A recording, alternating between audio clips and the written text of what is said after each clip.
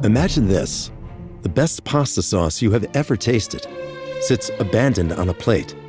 Wasted sauce. That is a tragedy. If only you had used Barilla al Bronzo pasta. Its bronze-cut texture holds your sauce and scoops up every last drop. The Italians call that scarpetta. Capture sauce the Italian way. Barilla al Bronzo. Click or tap the banner to find out more. Now, it's Positively Ernie Extra, New York's TV legend and 77 WABC radio talk host with positive news and interviews to inform and inspire you. Now, here's Ernie Anastas. All right. Thank you so much. Hi, everybody, with another great show. I'm Ernie Anastas. Let's talk about going from negative to positive. How to turn negative thoughts into positive action, and humor can also be a big help. Let's face it, we've had some very tough and dark moments with pandemic, and it's gotten a lot better. But in addition to all of that, a lot of people are still struggling with negative thoughts, like in general. We often hear that voice, that voice that's in the head, little voice that talks to us. Sometimes we like what we hear, and maybe too often we don't like what we hear. But we don't want you to worry, because we have a lot of help today, and we're going to be talking about something that I really enjoy, positive thinking. I want you to say hi to Dr. Jeffrey Gurian.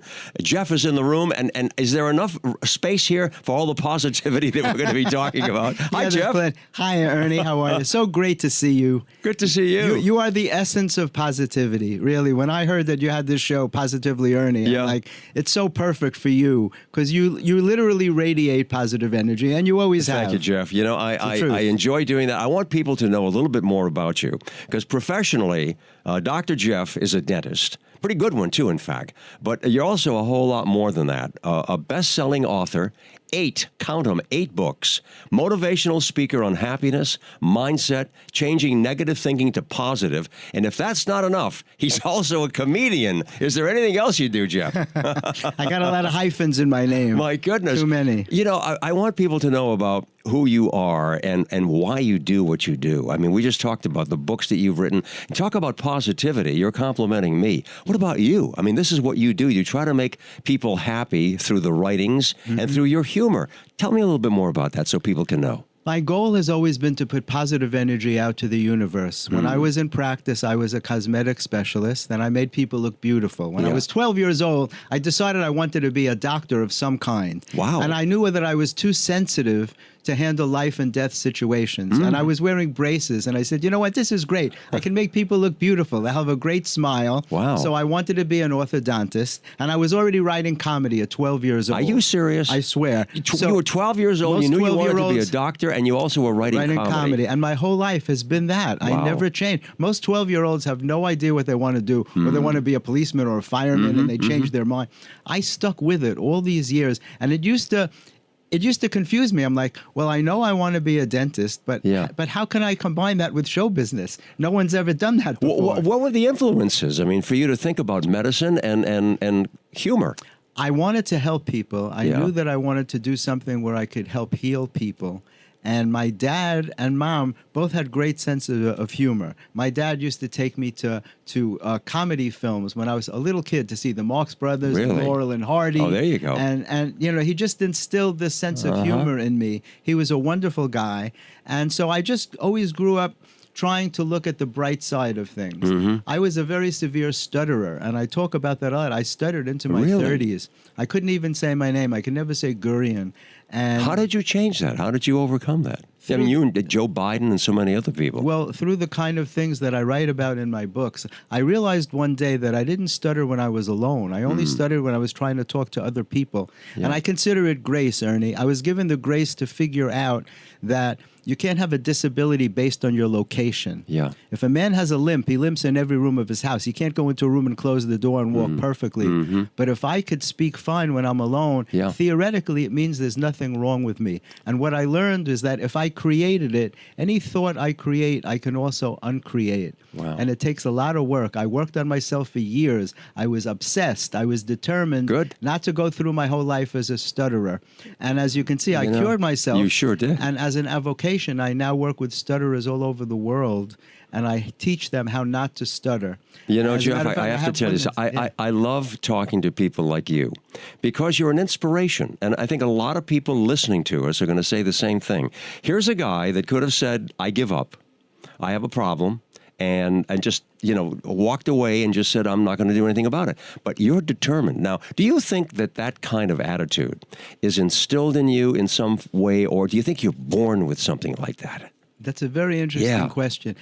Life gives each one of us obstacles, and you have a choice. You can either be crushed by them, or you can draw on some inner strength that sometimes you don't even know you have, and you can overcome them. And I've always been fascinated by that. My last book, my 8th book, is called Facing Adversity, Stories of Courage and Inspiration. And it's not my story. It's stories that I collected over 20 years of people who overcame unbelievable difficulties to lead happy and meaningful lives. And I've always been inspired by that. There's a quote that I carry with me. If you noticed, I pulled this out of my pocket. Go ahead. And if you don't mind me reading this, No, I love it. About fear. Yeah. Our deepest fear is not that we are inadequate. Our deepest fear is that we are powerful beyond measure. It is our light, not our darkness, that frightens us. We ask ourselves, who am I to be brilliant, gorgeous, talented, and fabulous? Actually, who are you not to be? Your playing small doesn't serve the world. There's nothing enlightened about shrinking so that others won't feel insecure around you. We were born to manifest the glory within us. It's in everyone. And as we let our own light shine, we unconsciously give other people permission to do the same. As we are liberated from our own fear, our presence automatically liberates others. And where did you find that? I love that. That's very strong. It's a statement by Marianne Williamson, and as you can see, I carry it with me every day. Yeah. I had the pleasure of doing radio with her once to help you her were thrilled promote doing a book. I was She's so fantastic. thrilled. But you've written all these books, and I love your quotations because I'm a collector as well. In fact, I wrote one down the other day. Holding a grudge doesn't make you strong. It makes you bitter. Forgiving doesn't make you weak. It sets you free. Exactly. Okay, so Absolutely. You and I both share, I think quotations are great because they say so much in a few words. Now tell me something. You've written 8 books here, man. It's all about happiness and helping people overcome. Does it all come from within? Do you see something? Are you having these experiences and you share them with other people? How do you write 8 books like that? Well, 5 of my books are on comedy. One was with Chris Rock, as a matter of fact, about the history of the legendary comedy club, the comic strip, where he was discovered by Eddie Murphy. But my last 3 books are on happiness and mindset. I spent 20 years on the board of this interesting group called the Association for Spirituality and Psychotherapy. And I heard you last week. You did a show on spirituality and religion. Yes, that's right. Right, and I was so happy to hear you do that. And I write a lot about that because there's a very important distinction between spirituality and religion. And religion can be wonderful for people, but it tends to divide us because it puts you into a category, and other people are outside of that category. I so agree with that, and that's why I never talk about like religion. It's just spirituality. Spirituality it's your faith. brings us all together because all it asks is that you believe in a force greater than yourself. If you think that you're running your own life, then you tend to blame yourself when things don't go the way you would like them to. Right. And that's a major cause of emotional illness and depression. People are living in the past saying, I should have said this, I could have done that. Right. And they're losing the now. They're worried about the future, and they're living in the past, and they're losing today. Were you always spiritual? For the last about 30 years, I've been studying spirituality, but I was always on a quest for knowledge and truth. From the time I was a little kid, I believe in that I believe in past lives. I believe in everything that's positive. I don't want to know about things that are negative. Like they say, voodoo only works if you believe in it. I don't want to believe in negative things. I want to open my heart and open my mind to anything that's positive. You have to look the other way. You have to train yourself. Doing the news, as you know, in New York for 40 plus years, you can imagine the number of stories that I've covered and the serious stories that I've covered. Yes, of course. And many times, people have asked me, how did you do that without getting yourself into a deep depression? Without being affected by it. Exactly. Yes, and of course, because you internalize. Right. And I think the key thing here is the spirituality, because it started when I was very young, grew up in that kind of a family, but then it was just part of me. I think I was born with that gift, if you will. Yes, I think it is a gift. It is a gift. And then, that brought me through it. I kept saying, you know what? These are all people that belong to one source, that one creator. And I would look at that and I would say, he's taking care of us. There's a reason for all of this. I may not be able to understand it, but there is a reason. And that kind of faith would just bring me through these hard times reporting the news. But you have that same thing. You've got that real great spirit about you. Well, thank you, Ernie. But, in the last 3 years, we're surrounded by negativity. Oh, amazing. There's so much. Every time you turn on the TV, you read the newspaper, horrible things. Yeah. And it affects people so deeply. Not everybody handles it well.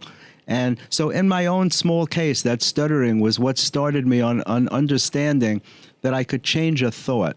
And my first happiness book was called Healing Your Heart by Changing Your Mind, a spiritual and humorous approach to achieving happiness. I like that. And there's a picture of a meditating dog on the cover. That's a great You know how cover. hard it is to get a dog to sit in lotus position? It's almost impossible. That's a great. Now, Jeff, give me a headline out of that book. Tell me something that book that really stands out in your mind. When you were writing it, there must be one or two things that you'd say, this is what I want to get across. Yes. You can't change your past. The only thing you could change is your perspective of your past. That's good. And the reason that I say that is because when I say healing your heart, I'm not talking about heart disease. It actually helped me overcome a heart attack. I had a widowmaker heart attack about 8 years ago. Oh. And my positive thinking, I believe, is what helped me to get through that, as it helped me get through COVID, double pneumonia. But what I'm talking about here, I call them heart wounds. From the time we're children, every time someone has ever hurt your feelings or broken a promise to you or insulted you or hurt you in some way, it stays lodged inside of us in our heart chakra. And I call them heart wounds. And they affect our self-esteem and they affect our self-confidence. If you were ever bullied as a child, which many people were, on some level, we don't want to believe these negative things that people said about us. Sometimes they even came from parents. Children grow up, they don't always have supportive parents. Very often they were given a message that they'll never be successful, that they don't amount to anything. That stays with you, and it affects your self-esteem and self-confidence, and it affects every decision you make in your life. For sure. Because every time you're called upon to make a decision, you think about what to do. You use your thoughts, right? Who else's thoughts can you use but your own? But your own, exactly. But if your thoughts are not valid, if you're holding negative thoughts, your decisions are not going to work out, which is why people get the same pattern through their life, the same bad job over and over again, the same bad relationship over and over again. I know you believe in the law of attraction as well. Yes, of course. 100%. Karma. You bring into your life what you put out. What you believe, can become whatever it is. And if you talk to, and I've interviewed so many people, psychologists, psychiatrists, most of the time when they talk about their clients, their patients, they talk about the problem from the past. Something in the past, and they're trying to overcome it, trying to change it, trying to improve it, and to release. And so what do we do about that, Jeff? I mean, if you're fortunate to have a good family, and they give you the support and that self-esteem that you need, but if you're not, how do you get that? How do you process that? Yeah, what do you do? Look, it's not easy, Ernie. It's work. It really takes work. You have to realize that, there's a spiritual concept that we're born into the families that we're born into to learn lessons that we didn't learn in a previous life. And some people have very difficult childhoods. And you have to process that by saying, well, your parents did the best that they could do. It may not have been good at all, but nobody woke up in the morning and say, how can we ruin our child's life today? People make bad choices.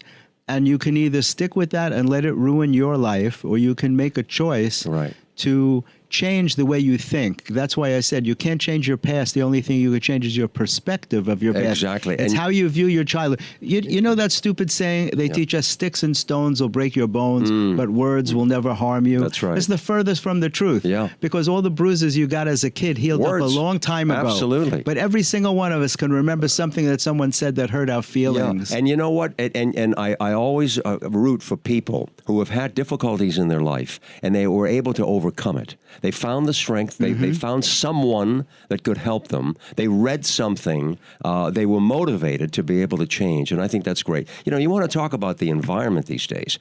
My goodness, take a look at what's going on with social media, what's happening with reality television, and all the negativity that's out there. I mean, you know, a kid is bullied. You talked about that's a serious problem. Bullying Kids are is committing horrible. suicide. Right? They're having difficulty with that. But you know, you think about how much negativity there is out there. If a kid is bullied, it's not like the old days, which was bad enough in the schoolyard. Now it's everywhere. Now it's everywhere. Now they put it out there, and everybody can see it. And they manipulate the videos. They manipulate your voice, so they match you up doing horrible things. Yeah, this AI thing that they can create something that you never said or did. It's unbelievable. And make it look real. And you say, how are you going to recover from things like that? And what are we doing? I love to find solutions to problems. Yes. That's one of my big things right now. Yes. There's a problem. How are we making it better? How can we improve on it? So how, Jeff, with all of your information, books you've written, and your spirituality, how can we make things better for people? Where, you know what, we're focusing on the lowest common denominator. Social media is so much pressure. They talk about it, especially for young women. Yes. There are people using filters to make themselves look gorgeous. And other girls look at that and they say they can't measure up. And it's causing a lot of depression amongst our young people. Social media can be a blessing and a curse. What the solution is, I don't know. I myself, I find myself looking at my phone way too much. It's very hard to stop looking. It seems that this, look, I'll relate it to chocolate. I have a problem with chocolate. And I can still buy a pack of 2 cupcakes and swear that I'm going to eat one today and the next one tomorrow. Yeah, you eat them both. And I wait, no, but not right away. I wrap up that second cupcake and I go to my desk to work and I'm thinking about that second cupcake, Ernie. And I go in and I don't bite it. I take a knife and I slice a piece. And I go back and forth like a lunatic. I go back to my desk and I'm slicing pieces of that cupcake until finally there's such a small piece I eat it. Yeah. The interesting thing is I don't need to leave the house to buy more. I just need to finish what's there. There you go. And I do a lot of work with 12-step people. And I'll tell you something. With alcohol and drugs, that's how a lot of people wind up ODing. Because when you have an addictive personality, you can't stop. Sometimes there's something called the phenomenon of craving. I don't know if I mentioned it. I spent 20 years on the board of the Association for Spirituality and Psychotherapy. You mentioned that, sure. And I wound up lecturing at energy psychology conferences. My specialty was treating headaches that cause from stress, clenching and grinding your teeth. Oh, sure. Which is a very common problem. And I'm glad to be able to say this briefly on the air because a lot of your listeners may wake up in the morning with neck pain. And if you wake up in the morning and your neck hurts, the last person in the world you would think to tell would be your dentist, right? Why would you ever tell your dentist that your neck hurts? Or something? TMJ. Yeah. But because we're surrounded by stress, people are breaking fillings, they're cracking their teeth, and they're getting what they think are migraine headaches. And they're coming from clenching and grinding. All that from stress. Which causes the muscles of the jaw to go into spasm. And the muscles of the jaw connect into the temple region. They connect behind your head in the occipital region. You get a bad headache. And they even go into the shoulders. Wow. So you can wake up in the morning and you could have neck pain and back pain and not know that it's coming from your jaw. And the source of that is just being stressed out. Being stressed out. Let me ask you something. Yeah, go ahead. Because, you know, I like to talk about solutions. Now, I don't know if you agree with me, but I feel that our educational system needs to be revamped in many ways. Completely. Totally. And what we need to do is stop trying to be so, you know, politically correct, if you will, whatever the excuse is. We need to get into our schools because that's where the kids spend so much time. Yes. We need to have courses that are well put together to be able to teach our kids self-esteem, to be able to talk about social media and the problems associated with it and how we can overcome it. We need to form a community again, a real community to be able to help each other. I don't know if you agree with that, but I think schools 100%. really have a great opportunity. Political correctness is killing us. People don't know what to say anymore. In the comedy world especially, I don't talk about controversial things on stage, but there are some comics who do. And I think people need to use their intuition to see whether a person is coming from a place of love or a place of hate. You know who the haters are. Sure you do. You can tell by the way they speak and what they're saying. But if somebody is just making a joke, I look at comedy as a healing force. It's an opportunity to bring everyone together. When you see people in the audience of all different backgrounds and everyone's laughing together, that's a beautiful thing. Absolutely. There's nothing like that. There's a comedian, Russell Peters, and I always mention him because I call him the Messiah of comedy. He's a Canadian comic who's Indian-born, and his audience is filled with multicultural people. Nice. And everyone's laughing together. And I love that. great. And he imitates every accent. Every accent. And nobody is offended by that. He fills Madison Square Garden. You know, and I love that. And see, what you're talking about here is respect. And I wish we could have leadership everywhere, at the local level, national, international level. I'd like to see leadership where someone turns around and says, look, what we're going to do is we're going to promote a sense of respect for one another. Hands across New York, hands across America, hands across the world, to be able to appreciate one another and to be able to respect and show love and concern for one another. We're divisive. There's Completely too much divisive. of that going on. It makes me crazy when I think about it. Me too. And I'm saying, you know, we're all on this planet. You know, there's another line, don't worry, be happy. In 100 years, all new people. And this is our 100 years. This is our turn. Hopefully we'll have 100. But it's our turn. What are we doing on this earth? We have an opportunity to do something good, something that has some value, some lasting sense of purpose. Why are we wasting it, Jeff? Tell me why.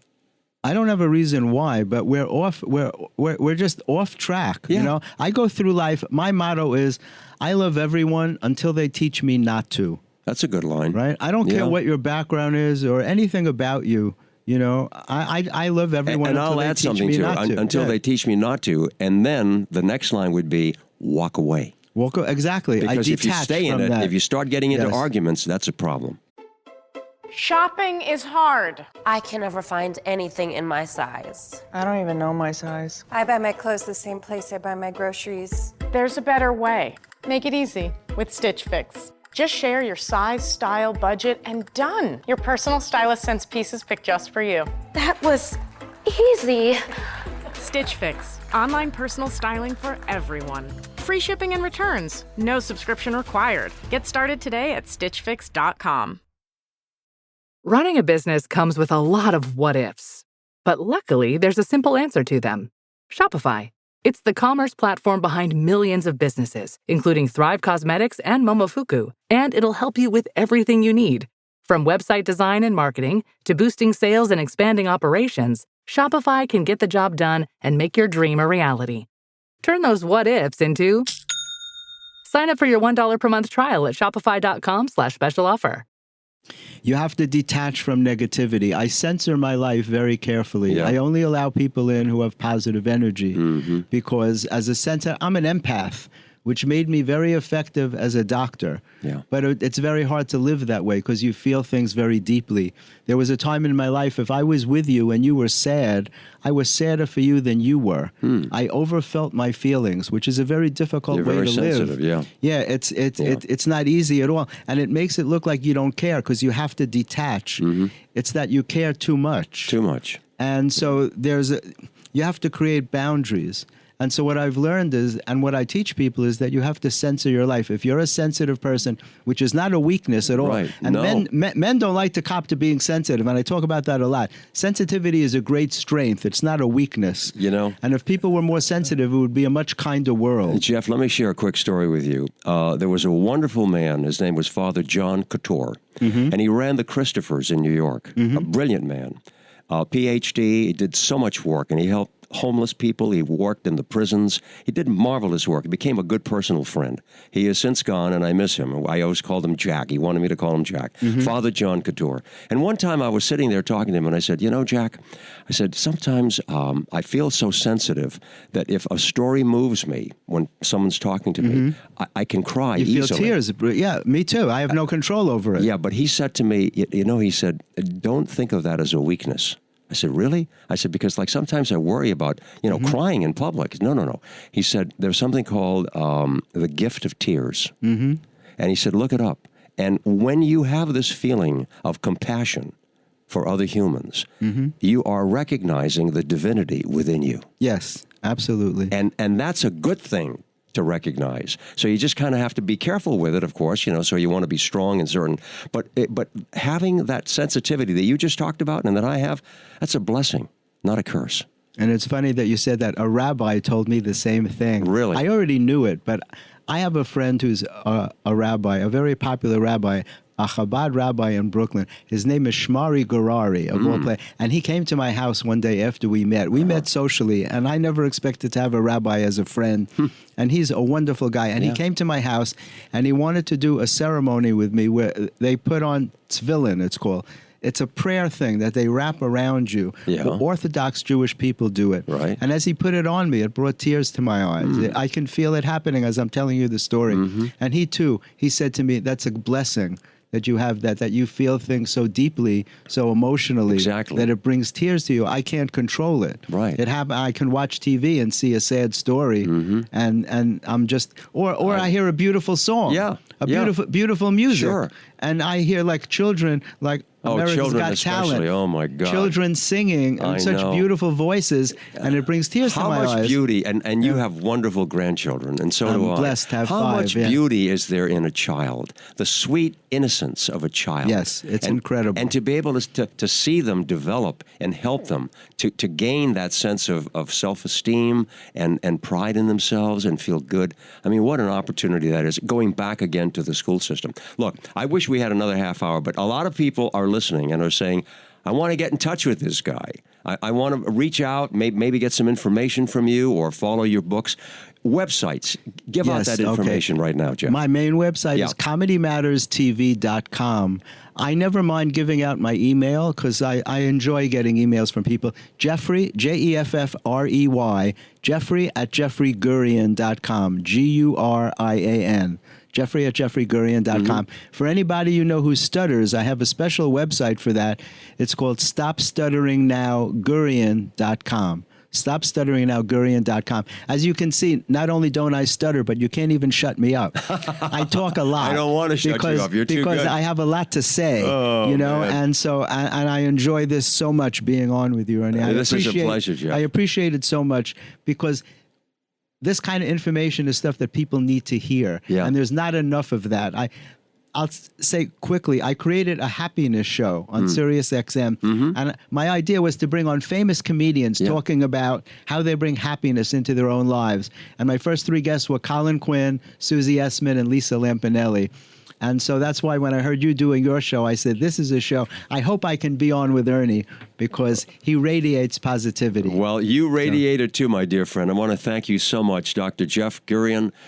Great guest. I love the information that you shared. We just kept looking at each other throughout this interview. The whole time. Right. I know, and we just kept going. We didn't have to think about what questions were next. It was all natural. No None dead whatsoever. air. It could have gone on for an hour or more. I think you're great. I certainly hope you'll come back and visit with us again. I'll come back anytime you want me. Wishing you all the very best. I want to thank all of you out there for listening to our positive newscast and our positive podcast, because that's what we're all about. Have a great day, everybody. Thanks for joining us, and we'll see you next time.